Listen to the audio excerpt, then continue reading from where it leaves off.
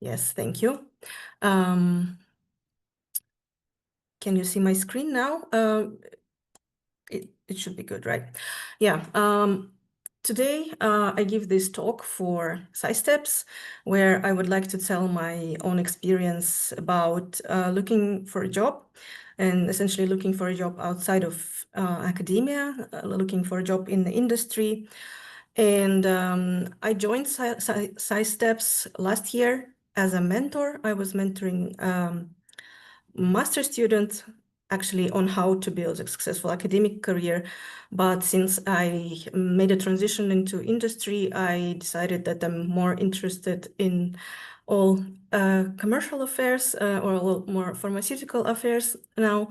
And I would like to tell my experience, to share my experience with other people and to tell more which opportunities are there. So first of all, I will tell a little bit more about myself. Yeah, so I spent almost 8 years doing research, starting from late bachelor studies until the end of my PhD, and I did work in fields of biotechnology, and I did my PhD in hematopoiesis. I got my both master and bachelor degrees from Moscow State University. However, I started quite early. I developed interest in companies, in industry. So the laboratory which I chose for my bachelor and master thesis had a connection, a very good connection with a company, biotech company, producing recombinant proteins and recombinant antibodies for in vitro diagnostics. So I was working part-time in a company during my bachelor and master studies already. But I still maintained interest in science, science in a more broad sense. So I did also some internships abroad.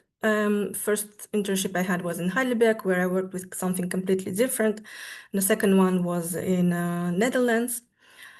And I did this during my studies. But after the graduation, I decided to stop a little, to have a little break. And I spent a year working full-time at the company where I initially started. So my main task was expression of recombinant antibodies in mammalian cell culture. This is something very similar to what's going on in what is in demand in pharmaceutical industry at the moment, but this was, of course, with less strict regulations because it was biotech.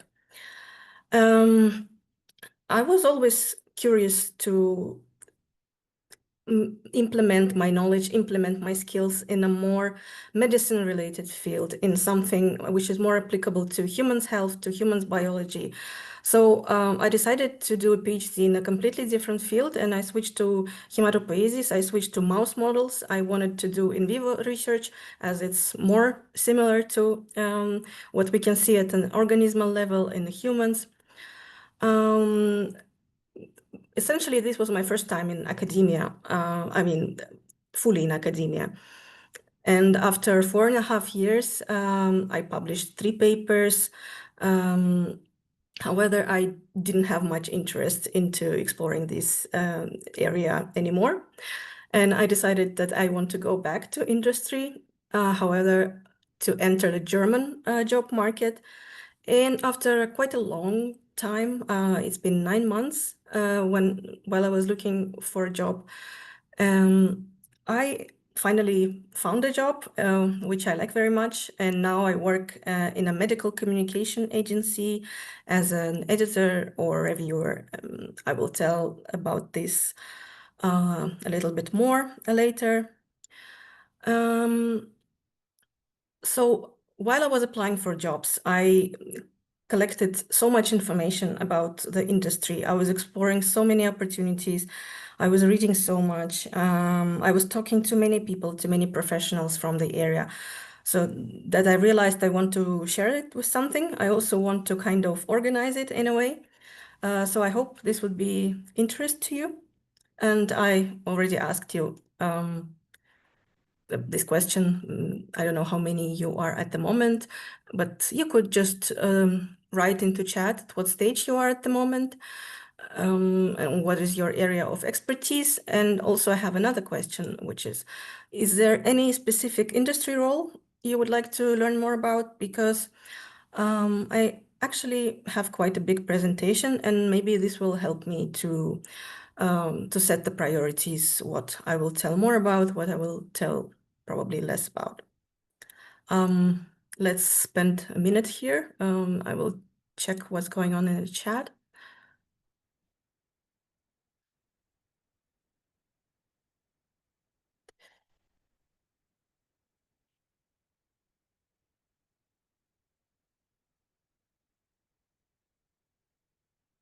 Maybe you wanted to learn what is MSL, who are the medical science liaison, or you wanted to know, I don't know, yeah, regulatory affairs. Great. I will tell more about regulatory affairs today. Hi. Hi. I'm Nisa, and may I with my sounds etwas say, or should I von chat? You can write in the chat, but since you unmuted yourself, please go ahead and tell us. Okay. I study pharmacy, and for my bachelor, I'm interested in drugs, and yes, I will take a place in German universities, but I'm thinking about should I take a place for pharmacy or chemistry or biochemistry? Is there a is there a big difference between them? Yeah, that was my question. If you could Okay. talk Yeah, about just that. feel free to write it in the chat. I think I will answer it during the Q&A session. Thank you. This was just essential for me to understand how deep into detail should I go during my talk. And just an organizational, few organizational things. I will have some interactive activities during my talk, but basically I will ask you questions and I will expect that you participate in a way. But if you have any questions, please keep them until the end of the talk or just drop them to the chat so that we can address them later during the Q&A. And also another thing I wanted to tell that there will be a recording available of this presentation, but not the presentation. Okay, then I will continue with my talk.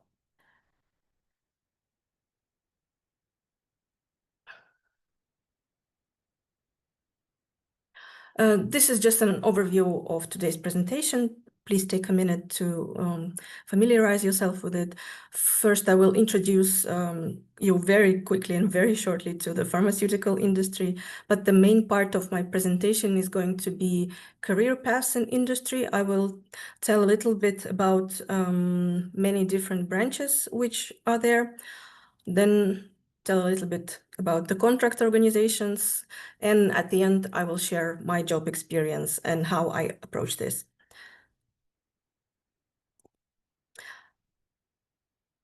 So, as you all know, in academia, the focus is usually on exploratory science, like understanding disease mechanisms, identifying potential drug targets, and just generating basic scientific knowledge. And this knowledge is usually serves as a basis for future development. And in contrast, industry has a very well developed pipeline for it on how the drug is developed in industry. And first of all, thousands of compounds are screened just to get a bunch of them, a dozen of them, or maybe a few hundred of them, which have a potential to become drugs. So essentially, academia and pharma companies are testing, perform high throughput screenings, do the bioinformatics, do anything possible just to find, discover those drugs. And just a small part of them, less than 0.5%, actually enter the preclinical stage. during which those drugs are tested, first of all, in cell culture. All their parameters are tested, and they're tested in the animals. First of all, safety in animals, safety and efficacy in the animals, as well as their pharmaceutical parameters, such as pharmacokinetics and pharmacodynamics. And a lot of compounds fail at this stage as well, so that just 5 out of 250 compounds can actually enter the clinical trials. Phase 1 starts usually with the healthy participants. Essentially, it's the same like the preclinical study, where efficacy parameters and safety are studied, but just with a very small cohort of humans. If it's successful, they transition into phase 2 trials, which actually has the patients which the drug is designed for. And unfortunately, most of the drugs fail after this phase due to either safety concerns or due to inefficacy. And last stage is phase 3 trial, clinical trial, and if the drug is successful during this stage, then it can be approved. It can be sent for regulatory approval to one of the health authorities, and which is something which is also important to say here, that all of these stages take very long time. And typical drug development pipeline takes around 10 years, and only one drug out of thousands actually reaches the market. And it's also very expensive. I think this number I have on a slide for 2018 is quite optimistic, as it has the number of $900 million for development. I saw bigger numbers. Honestly, I saw numbers of $2 billion. Depends on the area, I guess, but you got an idea. And also what I wanted to tell here shortly is that some of these stages, early stages, are possible in academia. Not only the drug discovery, but also preclinical trials and the clinical trials are possible in the institute environment. And this is a good way to get familiar with that. And in industry can combine all of these steps, or also just some of them. What do you need to know about the pharmaceutical industry? First of all, of course, it's very demanding on scientific knowledge, on scientific expertise. It has a high demand of that. It's also very high risk, as I presented on the previous slide. And the R&D spending in pharmaceutical industry is actually one of the highest among the industry sectors, higher. Sometimes I saw data that it's higher than in IT. I'm not sure about that, but basically, yeah, the high risk with high spends is the most characteristic feature of pharma. Also, it takes quite long, and most importantly, is super heavily regulated, because there is a human's health at stake. So there are a lot of rules, a lot of laws which companies have to obliged to, and they are aimed to provide efficacy and safety for the drug products. And these things are governed by agencies, which I will tell more about in the next slide. And there are strict standards for all steps of drug development, basically. So different rules, different good practices are regulating each step of the pharmaceutical drug development. For example, good laboratory practice is a set of the rules which regulates the preclinical development of the drug, which makes sure that everything is reproducible, that everything can be trusted, that all the information is recorded accurately and reported accurately. While GCP are the standards for the clinical development, the cornerstone of GCP is the ethics. So it should be ethical to humans. And the main idea is that the drug should be efficacious and safe to humans. GMP deals with everything which relates to the drug itself, with the molecule, and it has to start actually before the clinical development because the drug is supplied to clinical trial participants. And then, of course, it spans until the regulatory submission.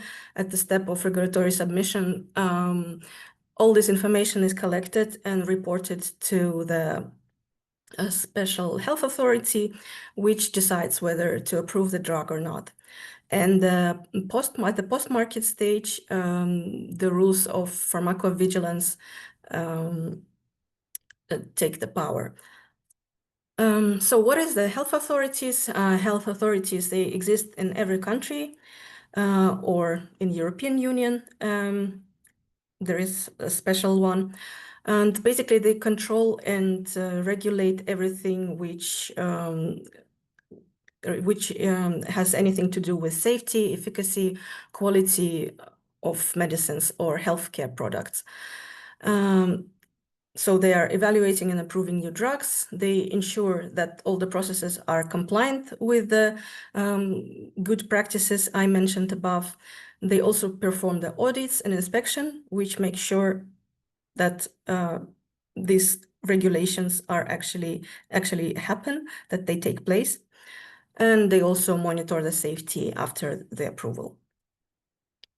Here is an example of how a pharma company can be organized. Of course, this is a very simplified scheme. I presented here different departments, which in a blue color, I mentioned what will be covered in this lecture. So what is in gray, unfortunately, I will not mention during my talk, but I will be able maybe to tell a couple of words about it during the Q&A session. So essentially, a company consists of many different departments, which are tightly connected to each other and which consists of many different sub-departments. And altogether, they focus on bringing medicines to human. And here, I think I will check quickly the chat so that I know if there is anything new, so that I can check, because as I said, I have a lot of slides prepared, and I just want to, okay, I just want to see what people have written. Okay, there are people who are interested in R&D positions in industry. I will tell a little bit about R&D, but essentially the title of my talk was exploring opportunity outside of R&D. I will try to be objective during my presentation, but I think at some point I might give some of my personal opinion on some tasks, and basically what I presented here, the departments and the branches I selected here, this is just what I did the most research on, meaning that this is probably what I was the most interested in. So I will tell a little bit about R&D, but not much. Maybe I can maybe I can comment on that during the Q&A session. Interesting to know if there are transitions from pharma R&D to R&D areas. Yes, of course. Yes, I think I will cover that during my presentation. And would be cool if you discuss the possibilities for industry jobs without PhD degree. Yes, that's also that's also possible. You can tell everything what is wrong with R&D. I was not planning to cover this during my talk. It's just my personal preference. I think I was just tired of laboratory research. I like science. I like doing research.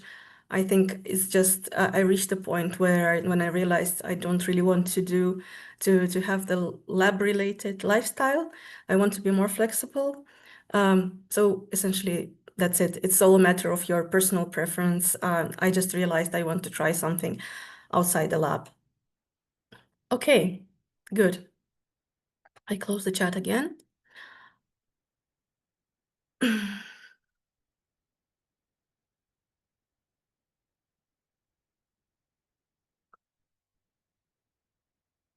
So we have to start with R&D anyway, because it's at the beginning of the drug development process.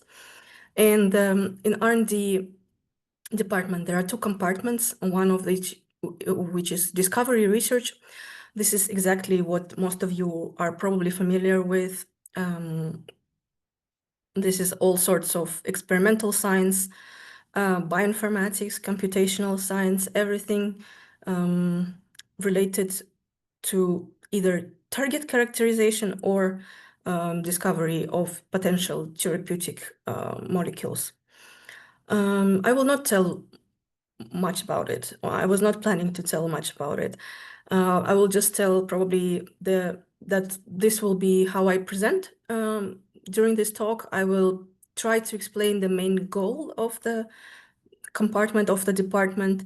Then I will present the tasks related to each of them and also give you examples of job titles. And I tried to select those job titles which are mostly either entry level or mid-level, meaning that they are feasible for people with academic background, probably quite fresh from academia. So just that you have an example, that you get a glimpse on what is in there. And I don't think that doing research in R&D is very much different than doing research in academia.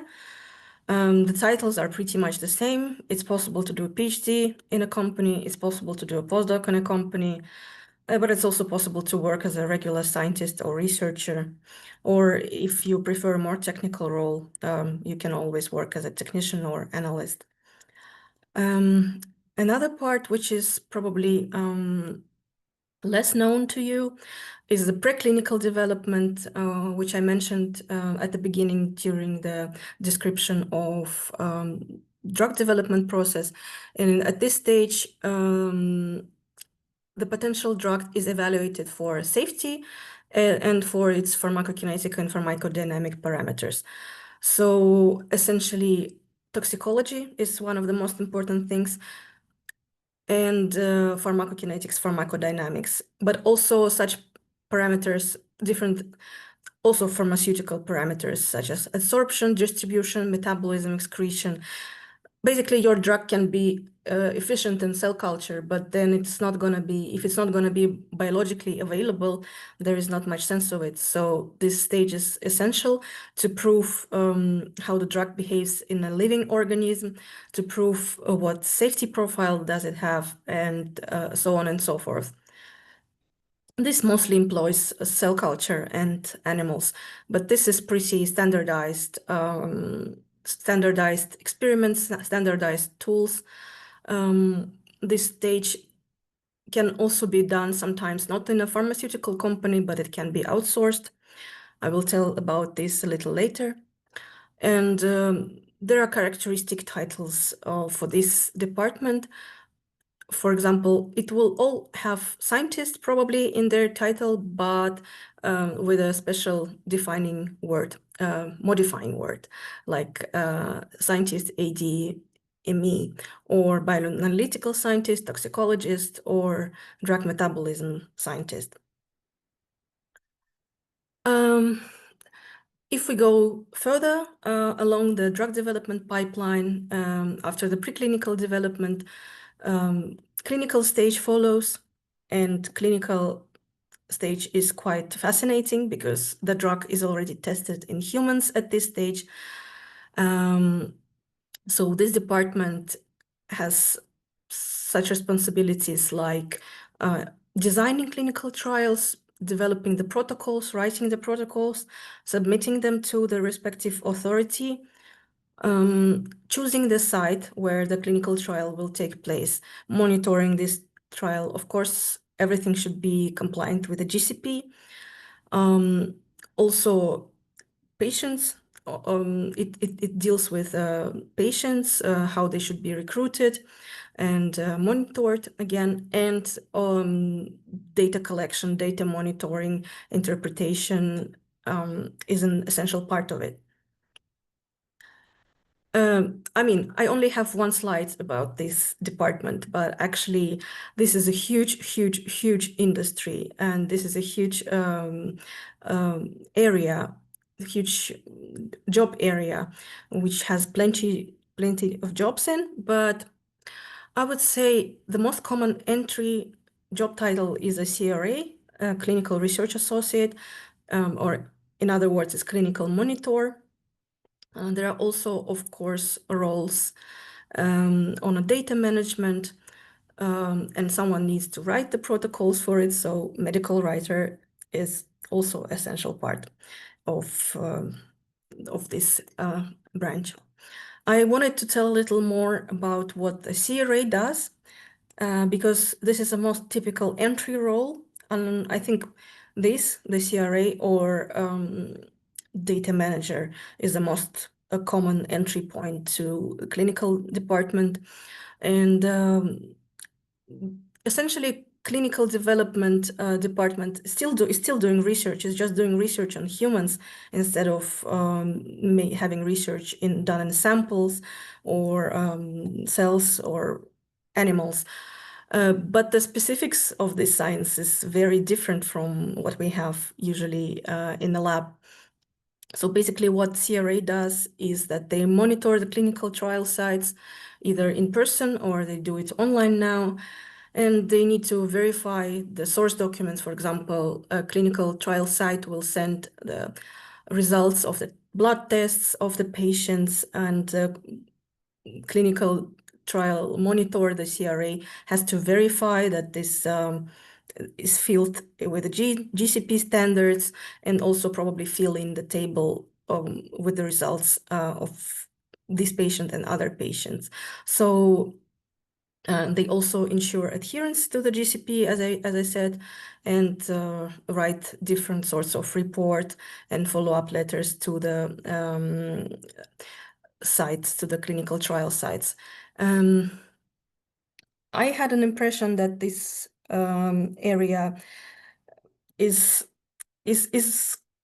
a bit controversial or a bit ambiguous, in a meaning that they do probably one of the most exciting parts of drug discovery, but the daily work of CRA is not for everyone, I would say, as it has to do a lot of, it has anything to do with the attention to detail. So it's filling in this huge spreadsheets, calling the doctors, asking why these results look like this or these results look like that.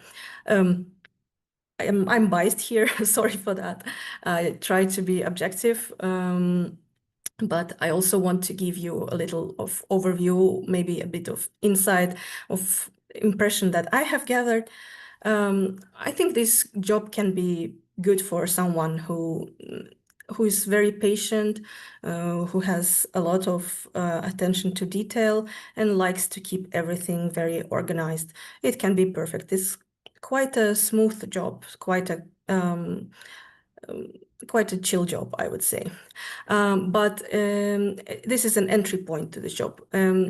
Of course, probably one of the most exciting parts is planning the clinical trials or developing the protocols, like how do we test the drug? How many patients should we recruit? What should be the design? This part is unfortunately done by, of course, someone very senior. And probably these people have the background of in medicine, so these are the doctors. But as far as I know, if you're going up along the clinical development career, so basically if you start as an CRA, you can become a clinical lead, I don't know, after 10 years, after 20 years, and then you might be involved into clinical trial design or protocol development. But what I wanted to say essentially here is that most of the entry jobs do not involve this part. They are not related to this part.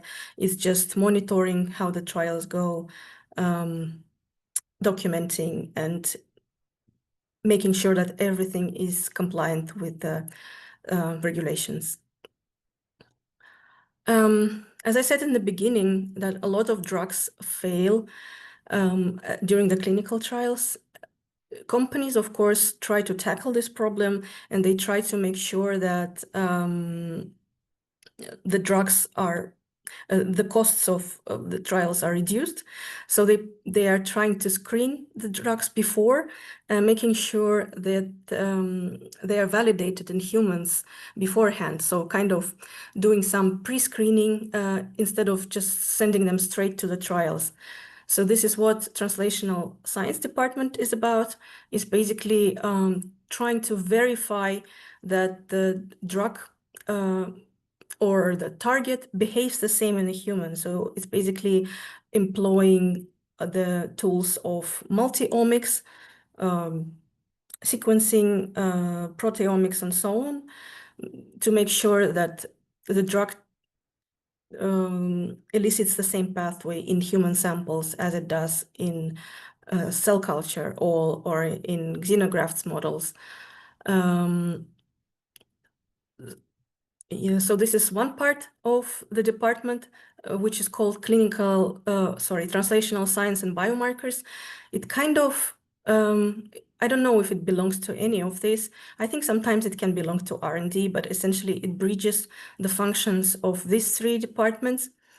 And then there is also another part of it, which is called biomarkers. As far as you probably know, clinical trials generate quite a lot of samples, and they need to be analyzed. It's either blood tests, urine tests, histology, anything that has to do with testing, with biological testing to test that the drug is really working.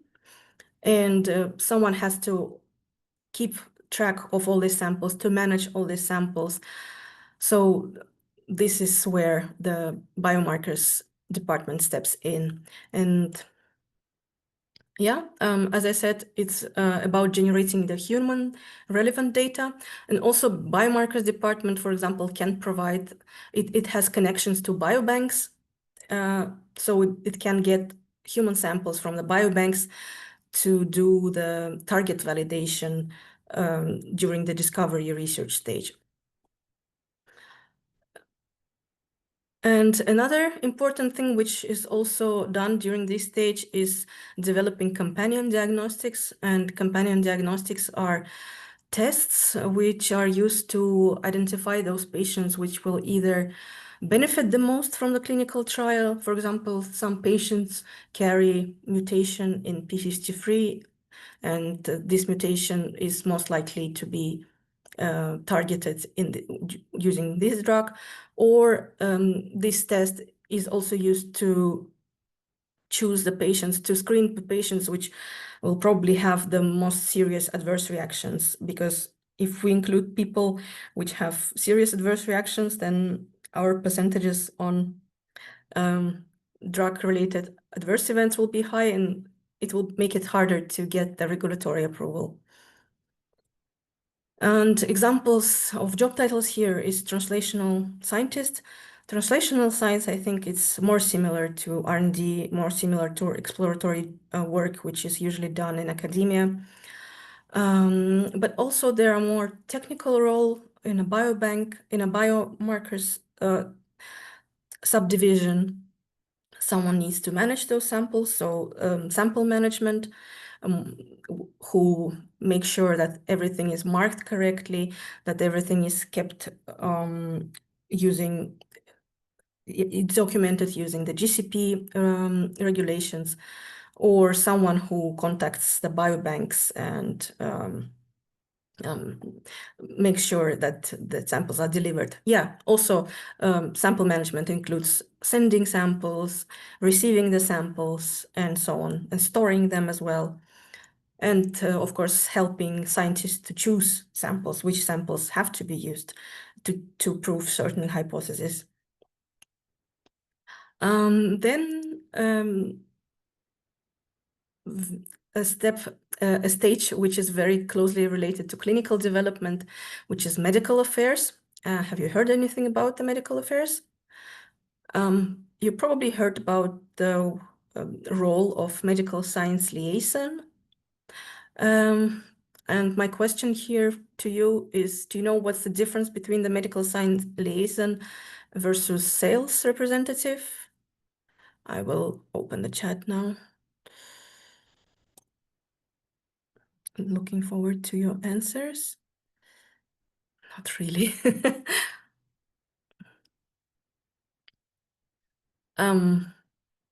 Sounds pretty much the same. MSL people are well educated. True. True. Most PhD. No, honestly not. Yeah, but you're right that MSLs are usually are pretty much well educated. Most of them have PhDs, that's true. But also MSL educates the healthcare professionals about the drugs which are currently in development, whereas the sales representative promotes the approved drugs within their authorization. So basically the difference is whether the drug is approved or not approved. And yeah, both of these roles are very client-facing, not client-facing, I would say people-facing role. Both of these persons talk a lot and are in communication, close communication with healthcare professionals, but of course they have different purposes. And first of all, I will tell you a bit about the medical affairs. So medical affairs, the main purpose of this department is communicating the clinical trials results, the plans, the interim results to the medical professionals. So basically keeping them up to date, giving them the latest knowledge on the disease, on a drug area, on the perspective, and so on and so forth. But what MSLs also do, they not only educate the medical professionals, but they also collect the insights from them.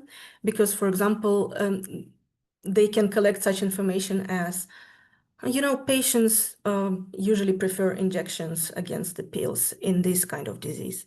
And this is why and why. And the medical affairs actually, they give this information, they share this information with the commercial department. I have here sales and business development, but actually they also share it with marketing department, which of course use it for market access. So they use this information on how to promote the drug, how to release it to the market, how should they plan the brand strategy, and so on and so forth. So and of course, the first part of it, communicating the clinical science, medical affairs have to be super precise in what they're telling the healthcare professionals about the clinical development. They're not allowed to use the promotional language, something like, oh, our drug is the best, just because this is our company, we're the coolest. They can only provide the relevant data from the clinical trials or the data from which was already known before from published articles and something. And they have to be aware of the latest development in the field. They are usually participating in the conferences. They are reading the latest abstracts, the latest press releases, and they should be ready to answer all the questions of healthcare professionals regarding this drug. For example, regarding the side effects, they're not allowed to hide this information. They have to provide this information. So basically, this role requires very good communication skills, very good public speaking, not so much public speaking, it mostly is interpersonal skills. But what they also do, what the also medical affairs department does, what I was telling before was mostly the medical science liaison, so the person who liaises the company, the clinical department of the company with the hospitals. But what they also do, they create all the scientific knowledge bases to educate other MSLs. So, or they develop the any deliverables to share with healthcare professionals. For example, they can prepare some slide decks for HCPs to educate them on the latest discoveries in this and that area. So there's a lot of educational aspect in here, a lot of presentation, compiling presentations. What they also do, they review the promotional materials, that they make sure that they're scientifically accurate and that they're compliant, so that there is no too promotional language used in them. And the last thing, which I haven't mentioned yet, is that they support the real-world evidence research. So what is the real-world evidence? This is something which takes place after the stage 3 clinical trials. This is basically clinical trials, but not in a real-world population, not in the cohort of very strictly selected patient sample, but it's just, for example, all people which were in the ER room of this hospital. And investigator-initiated studies are those clinical trials which take place and which are initiated, as the name suggests, by the hospital or by university or by institute. So they don't have funding from the company. They are initiated by the university itself and using the public money. Yeah, there are not so many entry jobs here, I would say. A medical science liaison is the most famous probably and the most common one. Also, medical information specialist could be the case, although I haven't seen so many job postings about that recently. But basically, this will be someone who prepares the presentations for MSLs or for healthcare professionals. And a medical advisor is something probably a bit higher in the level than liaison. Then let's move on to another department, which is very big, and it also can be part of R&D sometimes. But before we were talking about human trials, we were talking about development. Now let's talk about the drug itself. And the CMC, which often bridges multiple subdepartments, is responsible for everything which has to do with the drug substance, so like the active drug or the drug product. So, for example, paracetamol have this active compound in a drug, and paracetamol tablet is a drug product. And CMC stands for chemistry, manufacturing, and control. And first part, chemistry, controls everything which has to do with an API, with an active pharmaceutical ingredient. So, for example, how it's synthesized, how it can be identified, all the characterization, all the physical and chemical parameters, all the parameters in tests for purity, also setting specifications for purity, and also developing the methods to assess those parameters. Manufacturing departments develop the processes of how this API and drug product can be manufactured. So how can we get more API? How can we scale up the production?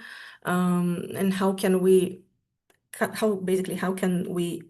go from active pharmaceutical ingredient to the ready product, including, okay, probably packaging is not at this stage, packaging at the stage of control, but you got my idea. And it controls all the logistics for raw materials, components, make sure that cheap GMP is implemented, make sure that the equipment used is also compliant, and it controls and manages those parts. And the control part of it has the following stages, like formulation development. For example, in what buffer should my antibody be, or if it's a cell therapy, in which format, how can we deliver this to the patients? Stability testing, of course, how stable is the product? Also developing different tests for manufacturing processes, making sure that, for example, that the drug is pure, that no drug is lost, and basically control establishes all the specifications, all the assays necessary to monitor the drug product throughout the entire product life cycle. So the roles would be a bit different here, which is something which is also important is that CMC actually is valid. CMC is active throughout the entire drug development process. It doesn't start at a specific stage. At the early stage, it's in close connection with R&D, which I will tell more about later. So these are the examples of job titles. Of course, chemistry one would expect chemists to join in. Manufacturing is about developing, scaling up the processes, developing the process of drug manufacturing. Engineers are also recruited at this stage. And then at the stage of control, quality control scientists who will develop all the validation tests, formulation scientists, stability scientists, or analytical development scientists. And yeah, as I said before, it's important that during the early stages of CMC, CMC is in tight connection with an R&D department because, of course, R&D department also does a lot of steps which CMC is usually involved. It's in principle very common in pharmaceutical industry that different roles or different tasks are shared between the departments. And I mean, I'm not giving you a very strict structure that it's like this in every company. No, of course, every company is special. In every company, there can be a bit of different structure and organization. But yeah, what is essential here that, of course, the API is developed usually by R&D people, and also R&D people know how to test for it. So this is the close collaboration here. And also at the manufacturing stage, I wanted to tell that we should make a clear difference between CMC manufacturing part and the commercial manufacturing itself. Because CMC manufacturing basically establishes how the drug should be produced, while the commercial manufacturing is just operational. So the goal is production of the approved drug in a commercial purpose, in the commercial quantities. And the roles here will be, of course, more technical, more like operators, planners, technicians. But as I said, this would probably be the case in a large pharmaceutical company. In a smaller one, probably it could be the same people who develop the processes and run the processes.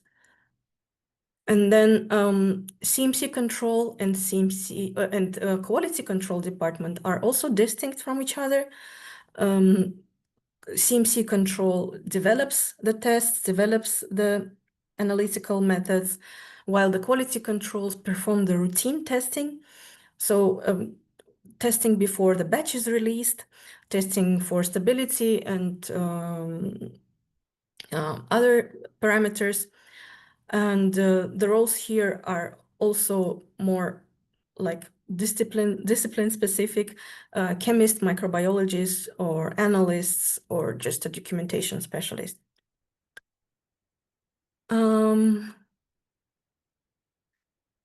And then when we're talking about CMC, of course, it's super important to mention the regulatory affairs department.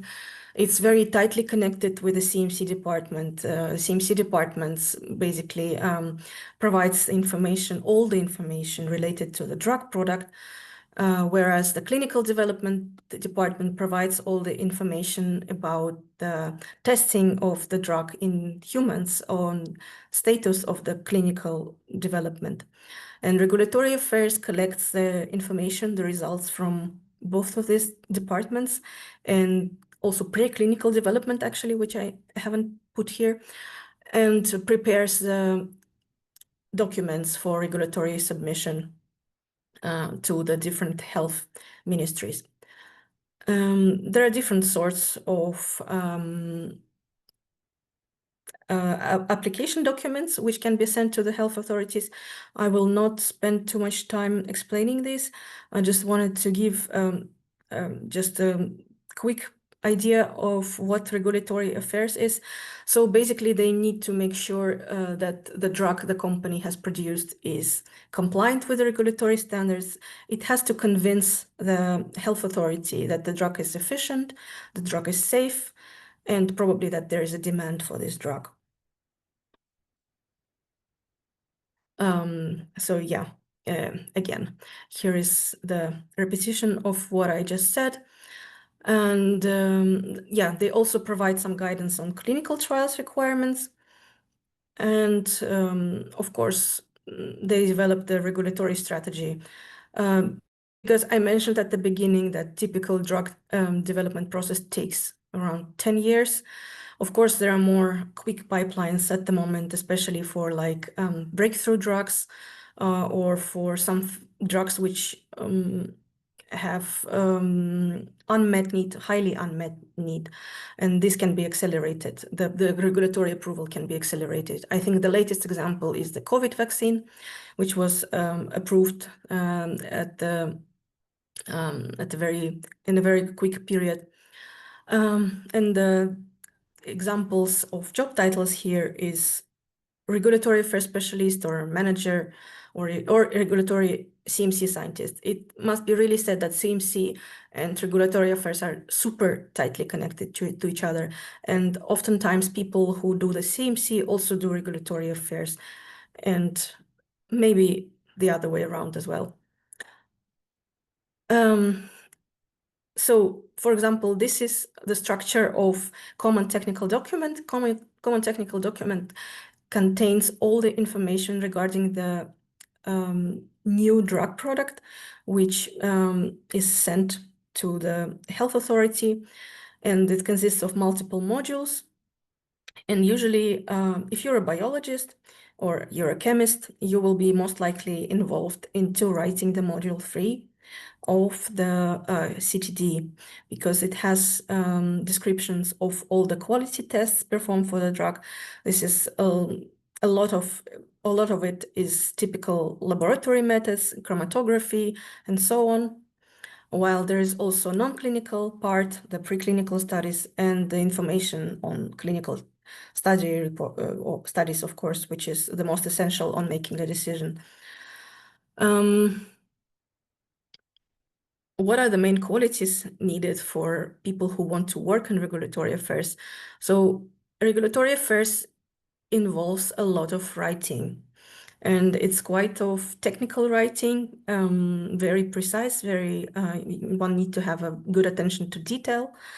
And besides writing, regulatory affairs have to keep track of the latest regulations in the field, because they're constantly changing. The FDA releases new rules or new recommendations, and of course, person responsible for regulatory affairs has to be able to read this information, which sometimes is hard language, is written in a hard language, but they have to be up to date.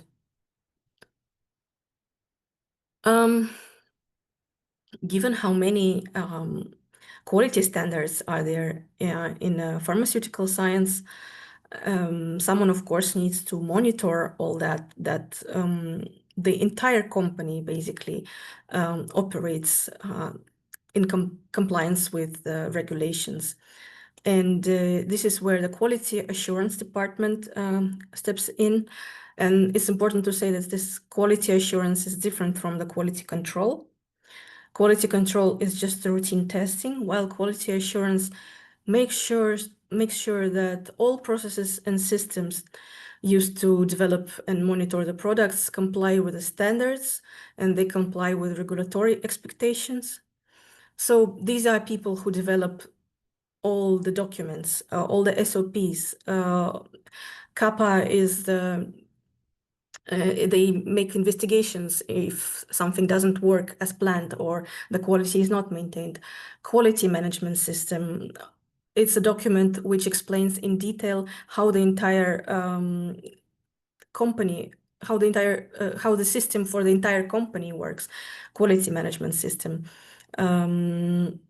They also have a responsible role of taking part in internal and external audits, as authorities often come with an audit to check that everything is compliant. They also need to take care of documentation and of training the staff, because staff has to be trained on how to comply with the industry standards. So basically, maybe for those of you who were doubtful here, maybe now you understand that if you want to work in pharma, you have to comply with a lot of rules. And this is just a very few jobs which I presented here. But in fact, there is so much more. This is a huge department in a company. Quality is a cornerstone of pharma. So there are tons of roles in this area. And some of them are easier to understand for us, some of them are harder, but all of them, of course, require expertise on the regulations on the GMP, mostly GMP, but GCP as well, a lot of compliance related knowledge. I don't know how much time we have left. I just wanted to tell shortly about marketing, sales, and business development. I hope you have interest in that. I mean, marketing is quite self-explanatory. It's made to create awareness, interest, and demand for a drug product.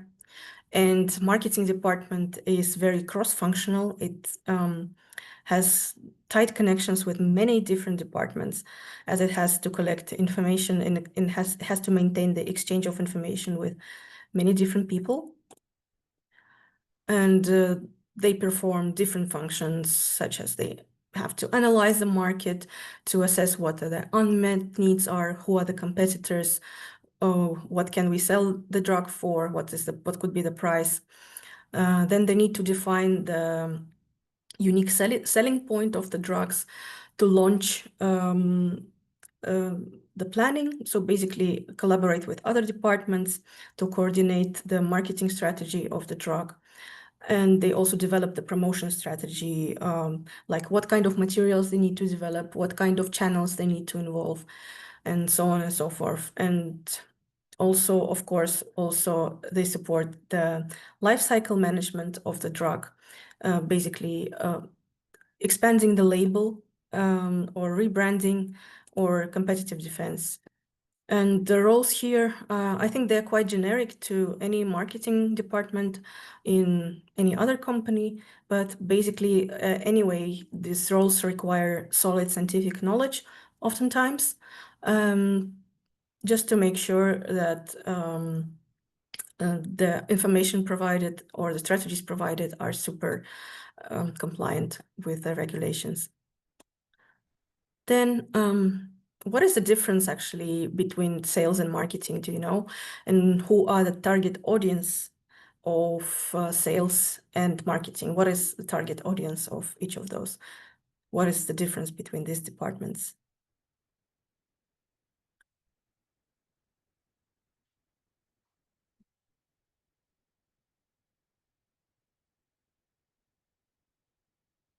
Okay, no one is replying here, but basically, the target audience of sales is the healthcare professionals. Yeah, the healthcare professionals itself who who are involved, who face the patients. And marketing people, oh, sorry, this is a mistake here. This should be the other way around. Marketing basically provides its target audience is everyone, from patients who will reach it through the websites and other commercial information to the healthcare professionals, and they contact them indirectly, so like via websites, via promotional materials, conferences, events, media, and so on. But the sales, they interact directly with the prescribing HCP, so it's the client-facing role, and their main aim of the department is to convert interest into prescriptions or purchases. So basically, it's to sell the product. They have the clear KPIs, and they have the clear measures of their success. So yeah, again, this is a very client-facing role. They have to engage with hospitals, with pharmacies, with any other health-related institutions, and they have to promote the drug, but still it should be only within the its indication, only within the authorization. And this is oftentimes the field work. So they have to monitor the sales territory, they plan a visit, they visit the customers, not the customers, sorry, the healthcare professionals, and they have to maintain good relationships with them. So starting from sales representative to key account managers, it's all about interpersonal skills, I would say, and yeah, being able to promote your product. And something which sounds super familiar to all which was said before to sales and marketing is the business development. But business development, basically it starts even before the drug development pipeline. They have to plan what kind of drugs they are going to include in the portfolio, in which in which disease areas they're planning to develop the company. So it's about expanding the market reach through making new strategic partnerships, acquiring new licenses, acquisitions, or alliances. And this is a very business-related role. So many people in this department have an MBA. And yeah, this is again, this job involves a lot of communication. But also it has to do with something with analytics. So they have to keep track of trends in science, trends in market, trend between competitors. So someone should also be able to pull this knowledge. But typically this department is not an entry-level destination. Usually people landing these roles are people who spend a lot of years in science or R&D at the managerial positions, or people from commercial or like sales marketing departments, or people from finance, consulting, strategy, so all these finance bros. But probably the only entry role here for us is a competitive intelligence analyst, more or less entry level. This is someone who has to analyze, has to collect the information and analyze the information about the competitor drugs. So reading a lot of press releases, keeping an eye on what is going on in conferences. So basically providing all this information to the decision makers. And what is left behind the curtain, which I didn't include in this talk, maybe we can discuss it during the Q&A session if you still have, if you're still interested in that. So project management can be involved in any stage. It's usually also not an entry role, but of course some exceptions apply. Biostatistics and data analysis department, I cannot tell you much about it just because I was never much interested in that. Unfortunately, I know there were people who were very much interested in learning more about it. Drug safety, pharmacovigilance, it's somehow something which follows the drug safety. So basically patient or so client complaints and communicating with healthcare, healthcare authorities. Sustainability and environmental management is also a growing department now, because many companies want to be green. They want to reduce environmental trace. So this is a big point now. And it's tightly related to supply chain management. Supply chain management, probably we all learned about supply chain management during the COVID. The world changes very fast, the geopolitical landscape changes, but some people need to make sure that the drug is available still available to the patients, that the batches are still delivered, that there are no breaks in deliveries, but that there are no bottlenecks, and so on. So this is something not obvious to us as a science people, but this is also there is very good big demand in these roles at the moment. Intellectual property requires the education or the qualification as a patent attorney. So I never was much interested in that, therefore I didn't include it. And consulting, of course, is something very separate. I included it here, even though consulting is usually done at the outsource, but some companies also have the in-house consulting department. Basically, it's a small consulting company working only for your company. And important to tell is contract organizations. What are the contract organizations?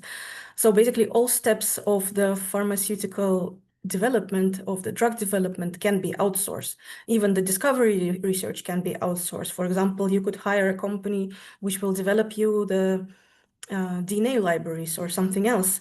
Preclinical development can also be outsourced. Every single step of this is outsourced. The clinical trials are rarely done by the companies themselves. There are usually CROs, so contract research organization.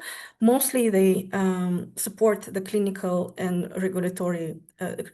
trials and regulatory approval, but also CROs support the research. They can also do some parts of R&D. CMO is organization which is involved in in the manufacturing. For example, you developed a therapeutic antibody and you want to start a clinical trial, but you don't have capacities to produce it in-house. You can always produce it in a contract organization who will provide you who will basically synthesize the molecule or produce the molecule for you. And CDMO is very similar to CMO, but they can also develop the process if you don't have a process. So basically, if you just have the antibody, but you don't know how to scale it up, then the CDMO will do it for you. But it also, of course, does the manufacturing part. These were the most important three, the ones which are known the most. But essentially, as I said, every single step, even regulatory approval, even formulation development, toxicity screenings, all can be done in an outsource. And the good part about it, the optimistic part about it for us, that it's oftentimes easier to enter these contract organizations than entering pharma, because pharma is a very tightly regulated entity, and they usually want people with competences already, so they usually want specialists, while contract organizations are a bit more flexible in this regard. Maybe they will not pay you as much as a pharma company, but this is a good entry point for many people, good opportunity. And now I will tell you quickly about my job search experience. So what I achieved during my PhD was a set of technical and transferable skills. Of course, I learned a lot of laboratory skills like FACS, mouse models, immunology, and other stuff. I also published papers. I did a lot of project management. As I was working on many different projects, all sorts of critical thinking skills, which I think are characteristic for all PhD students, like analysis of literature, problem solving, troubleshooting. But also I participated in a journal club on hematology, which probably is also something quite common for PhD students to do. But essentially, if it's a bit of a spoiler, but this was important to me in getting my job. Then what I also did outside of the hard and transferable skills during my PhD, I got the German permanent residence permit, which basically allows me to work in Germany without any restrictions. I can take any job. I don't need a visa sponsored by the employer. I also reached certain German level, which was good enough, but I don't think it was good enough to actually work in German. I also enrolled in a mentoring program from my graduate school where I connected with a lot of industry professionals. I had multiple informational interviews. So I asked people with the titles I was interested in, like, for example, project managers, on what they're doing, if they can share any tips with me, and so on. This was quite helpful. And I also took some courses on some soft skills supporting my interest in project management roles or academic writing. And time management is also important for everyone. So what was what was my scope? I had a list of jobs which I could do versus the jobs which I wanted to do. And what I could do, of course, was a postdoc. I could also work in a scientific publishing, in one of the scientific publishing, scientific journals. I could probably help with grant writing or working in a fax facility. I think I also had enough capacities as a project manager, but not sure if this experience I could sell to a company confidently enough. And there was a bunch of job postings, job titles, which I was interested in, but I didn't have any specific words in my CV to provide the proofs that I'm interested in doing this, or that I already have enough competences in that. The only three things which I could do and wanted to do were the biomarkers, CMC, or working in CMO or CDMO. So after I finished the PhD, I was unemployed for 9 months, and I was looking for a job during this time. I managed to accomplish certain things, like I published my first author review paper. I took part in career coaching, gained other certificates. I gained certificate in project management and certificates in industry standards. I also improved my conversational German skills, and I started applying to different jobs. So I had applied for more than 80 jobs. I was tailoring my documents to each of them, had 8 interviews, and this helped me to reduce the scope of my interests. So I realized what I don't want to do. I don't want to work in German language. I'm not ready yet. I don't want to do the clinical science. I don't want to do the consulting. I don't want to do the quality assurance. So what I realized is that I can do the scientific communication, but I had some doubts because I don't have the fluent German. And at the end, I was a bit desperate because I didn't land a job in biomarkers, which I really wanted. I also didn't land a job in marketing, which I applied for, and I didn't get any replies from regulatory affairs and medical writing companies. I was already considering a postdoc when I applied for a job which I do at the moment. And at the moment, I work in a medical communication company, which basically produces all the materials for medical communication, for marketing, and for medical affairs. And what we do, we make the science accessible. So we started as more as a design agency. We were producing the videos, the cool videos of 3D structures like viruses entering the cells.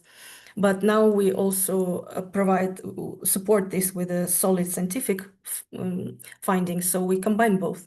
Basically, we do cool design, but we also provide the solid science behind it. And this is examples of the tasks we do. For example, we improve the slide decks, the already existing slide decks, to make them more appealing to either the clients or the healthcare professionals or for internal training. or we just use the papers, we translate the papers into the slide decks for learning purposes, or we create the e-learning self-study modules, or some tools to support an online presentation. And I'm happy in my role so far. My transition wasn't so smooth, but I will be ready to answer your questions very soon. I know I took too much time, but I will only share this advice on building your career. You should start planning your career early.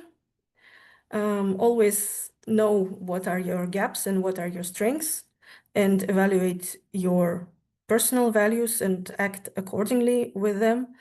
Also network all the time, consistently. If you want to work in pharma, then learn the basics of drug development. And you need to start gaining practical skills quite early, either via internships or with side projects. It doesn't have to be internship. It can be your hobby, for example. You're organizing a club, or you're organizing some activities. Also, what is important to mention that you should step into industry. Your first role doesn't have to be perfect. It's easier to network and to make connections within the industry as it is before. And also stay flexible, as pharma careers are rarely linear. Thanks for your attention. Sorry for it taking so long. I wanted to cover all the aspects of it. I hope you still have questions, and I'm ready to answer them.